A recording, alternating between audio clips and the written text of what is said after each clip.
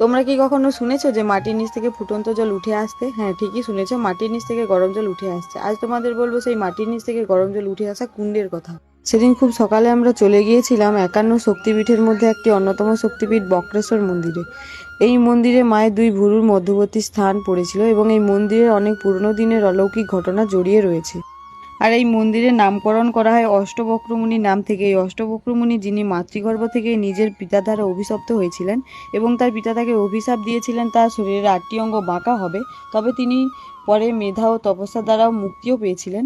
তো চলো এবার তোমাদের দেখায় যেখানে অবিরাম মাটির নিচ থেকে গরম জল বেরিয়ে আসছে। এখানে টোটাল 5টি কুণ্ড রয়েছে। একটি কুণ্ডের জল মোটামুটি 4টির তুলনায় কম গরম। তাই এখানে আসা সকল দর্শনার্থীরা এই কুণ্ডের জলে স্নান করে এবং অন্যান্য কুণ্ডের জল এতটাই গরম তা তোমরা দেখেই আশা করি বুঝতে পারছো কিরকম ধোঁয়া উঠছে। দেখো, সত্যি কথা বলতে আমরাও অবাক হয়ে যাচ্ছিলাম এটা কিভাবে সম্ভব। তো এরপর আমরা স্নান সেরে ওখান থেকে পুজোর ডালি কিনে নিয়ে চলে গিয়েছিলাম মন্দিরের ভেতর পুজো দেওয়ার জন্য। আর জানো তো এতটাই ভিড় ছিল মন্দিরের ভেতর, কি বলবো তোমাদের। এবং ওখানকার পণ্ডারা পুজোর সামগ্রী কেনা থেকে পুজো শেষ পর্যন্ত আমাদের সুন্দরভাবে সাহায্য করেছিলেন।